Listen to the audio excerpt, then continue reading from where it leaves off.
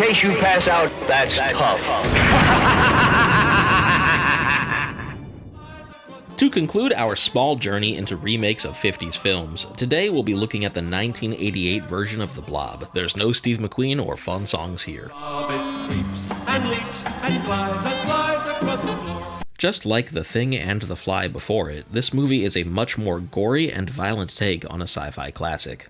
The plot starts out pretty much the same. A meteor lands in the outskirts of Arborville, California. It contains a blob of goo that absorbs everything in its path and rampages through town, getting bigger with each victim. Some local teens get involved and do their best to try and save the town before everyone gets killed. The big twist added in this version is the reveal that the blob was created by the government as a biological experiment. The scientists and military show up, and they intend to keep the blob around, no matter the cost.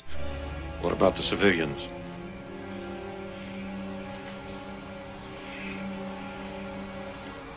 They're expendable.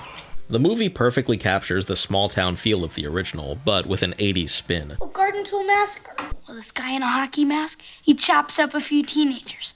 But don't worry, there's no sex or anything bad. You really get to peek into the lives of the characters, which makes each death scene have some weight to it. One of the things I appreciate the most about this movie is how it subverts your expectations for the characters. We have Paul the football player, Meg the cheerleader, and the tough guy outcast, Brian.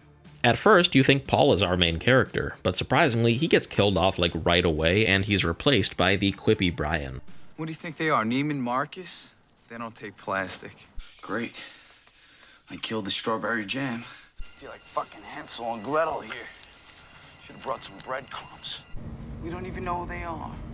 NASA, CIA, the Royal Canadian Mounties. So now you may think that Brian is the lead, but it's actually Meg the whole time. She turns from preppy cheerleader to an awesome badass, saving the day in the end. I loved how her character changed over the course of the film.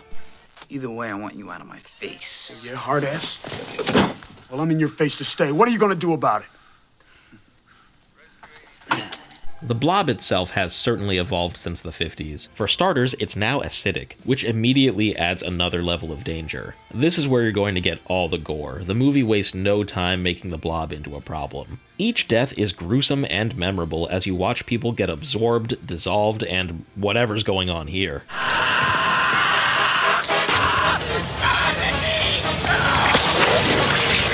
Just like The Thing and The Fly, this is all brought to life through legendary practical effects.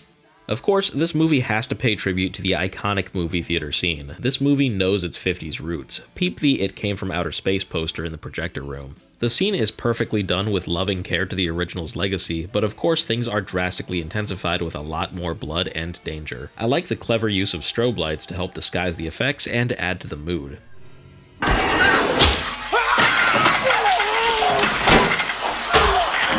The climactic finale is an explosive, intense spectacle of practical effects. There's explosions, fire, electricity, people dying, things breaking. It feels like the end of the world, and it couldn't be more awesome. This is one of the films I watched for the first time for this marathon, and I couldn't be more impressed. The Blob is truly movie magic at its finest.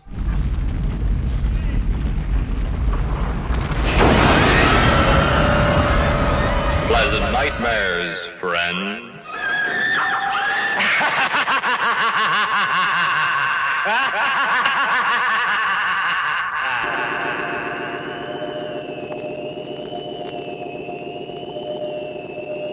Good midnight to you.